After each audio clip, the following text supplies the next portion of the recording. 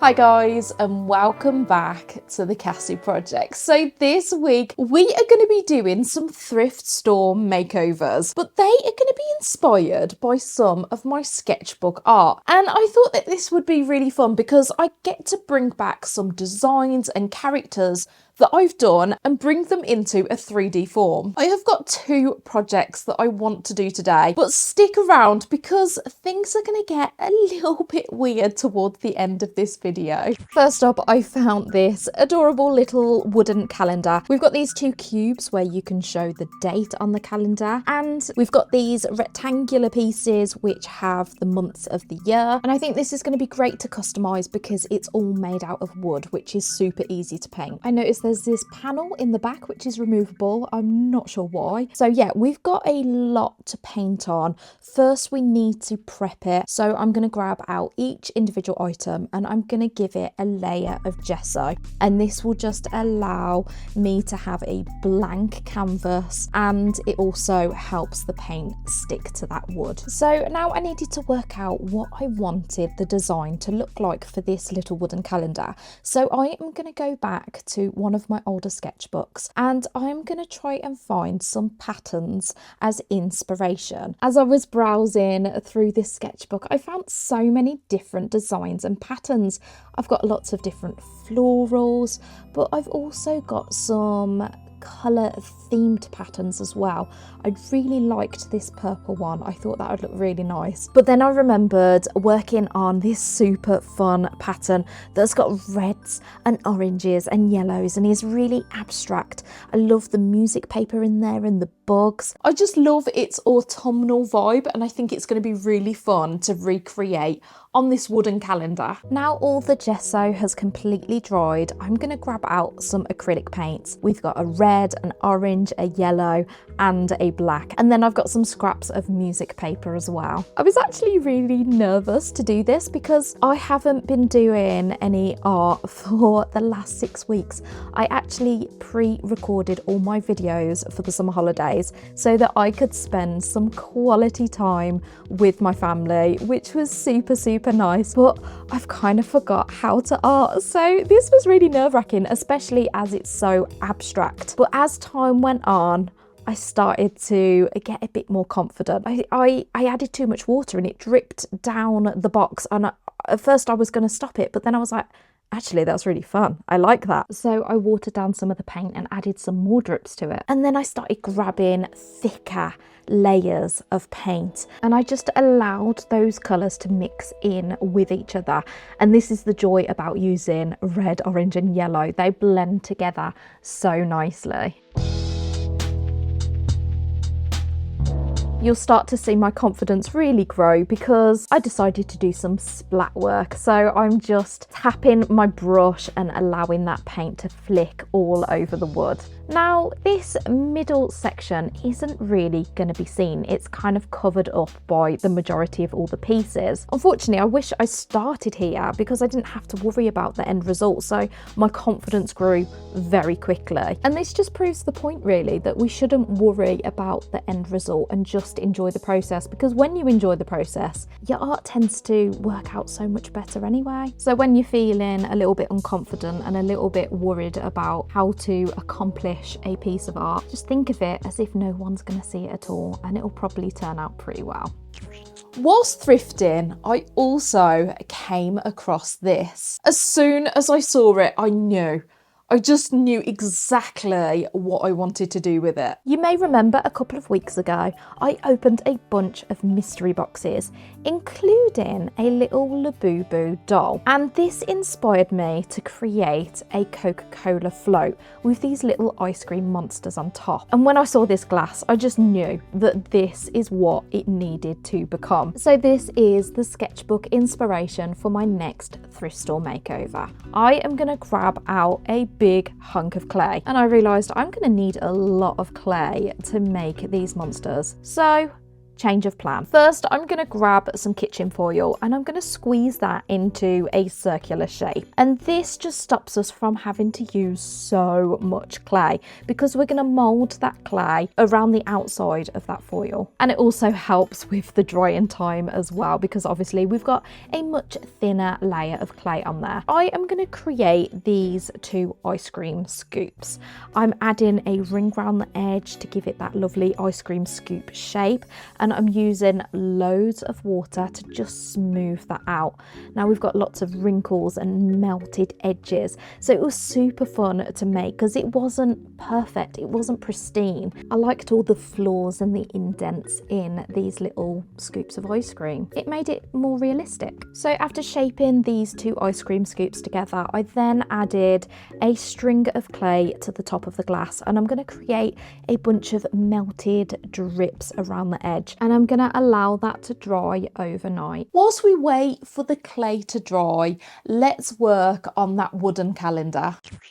So now I'm going to paint a similar design to all these different components to the calendar. We've got these cubes which show the date. So I'm just going to work on each side, adding the reds and the oranges and the yellows, and then using a stipple brush to add those elements of black on there. And then I'm going to work on the rectangular pieces, and I just pushed the 3 different pieces together so I could almost create it in one section, which just made it a little bit easier for me. I did a bit more splatter work as well, and I just had fun with it. I tried not to go too thick with the acrylic paint because obviously they have got to sit together. So let's have a look at all these different sides. So this is side 1, we've got side 2, we've got side 3, and then we've got side 4. I need to finish off those end pieces, just adding a little bit of red to the ends. And then we've got side 5 where I needed to finish off a few of the longer areas. I love grabbing the yellow paint and pulling it through the red and letting the black seep into all those different colours. And now finally side 6 where I've got to finish off the tops of the rectangular ones and also the last side of the cube.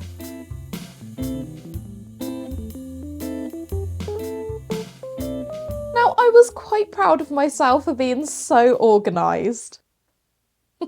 I actually wrote out what was written on each side of these shapes because I knew I would never remember which number went on which side of which cube. They're genius. I think it's really clever because we've got 6 sides on each, so we can't put all 9 numbers on there, or 10 numbers including 0. They worked out what numbers you needed to be able to display every number up to 31. But I still managed to mess it up.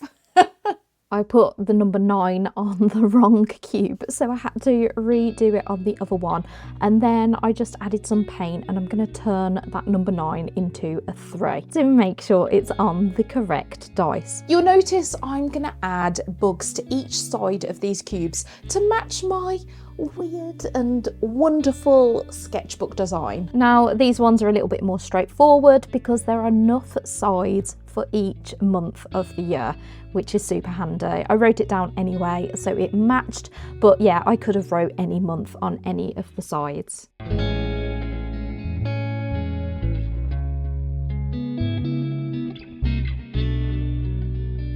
And to make these seem a little bit more luxury, I decided to add a bit of gold to each of these. So I'm going over each of the number using my gold acrylic marker, and this just makes the number stand out so much more against that very patterned background.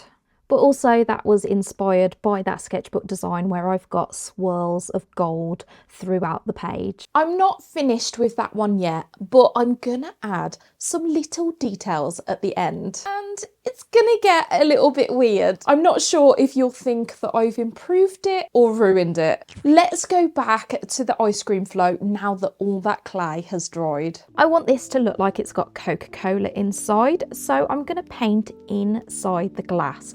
I'm going to use my acrylic paint and I'm just going to start with the black paint into the base of the glass, and then I'm going to add brown into that to make it look like that lovely dark cola look. As I reach the the top, I am going to add more whites in there so it looks like the ice cream is melting into that Coca-Cola. I'm then using those same colours to bring it out onto those drips all around the outside of the glass, and then I'm using this lovely caramelly colour to those ice cream scoops. Once the paint had dried, I'm then going to stick those scoops to the top of the glass using my hot glue, and I'm going to fill in all those gaps using the hot glue as well. Now I wish I'd painted the scoops after, because I had to try and match the colour, but I still wasn't happy because of all those lumps and bumps of that hot glue. It just didn't look like the natural curves of the ice cream melting. I'm going to fix it with more paint. So the white paint that I've mixed in with the brown is actually gesso, which is a lovely thick paint, and I'm just globbing that all around the ice cream, and oh my goodness, it looked delicious. It transformed it. I wanted to eat the paint. I didn't, but I wanted to. Once that paint had completely dried, I had to leave it overnight. I then used a clay tool to make indents of where the face would go. I then used my Simp Tap acrylic markers to go in with this darker brown colour, just to show those shadows of where the face would go. I'm then using a white to create the eyes and those goofy little teeth on my monsters, and I decided to use a black just to make those facial features stand out just that little bit more, because they were a little bit lost with that brown colour. Of course, we're adding some little rosy cheeks. And then finally, we needed to create a straw for this ice cream float. I almost forgot. I actually printed out these stripes on a super glossy paper, and I rolled it up around a pencil and hot glued it together, and that created the perfect straw. I'm then using the hot glue to stick that to the back of this piece, and then I'm gonna add a super glossy coat all over the ice cream, which makes the ice cream look so yummy and luscious. While I've got my glossy varnish out, I thought I would add a nice glossy coat to all the different elements of my wooden calendar. And this is where it gets weird. I have got a selection of dried bugs. They're so weirdly beautiful with the amazing colours. I mean, this one is so metallic, it's incredible. And I wanted to create a 3D element to those bugs. So I'm going to stick these all over my little wooden calendar. Let me know in the comments if you think that this was a good choice or a bad choice. I personally love it. I think it just makes it look so unique and different. I genuinely can't wait to find out what you guys think of this.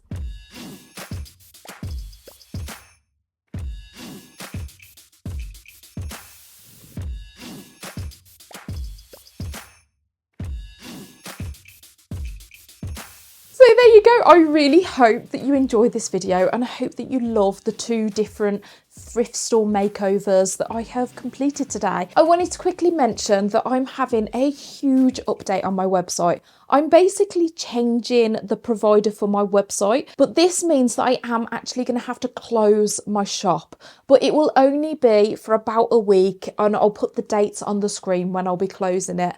And this will just help me to move all of my products over to my new website. It's still going to be the same website, thecassieprojects.co.uk. I'm going to have a massive makeover and it's going to look gorgeous. I'm also going to be bringing out a bunch of new items in my shop, and it will come just in time for the release of my brand new book. So the big launch date of my brand new website will be on the 22nd of September. And I'm so excited. But anyway, thank you so much for watching this video. Do carry on watching some more videos over here. I'll pop in a thrift store makeover playlist for you to enjoy. Thank you so much for watching, and I'll see you soon. Bye.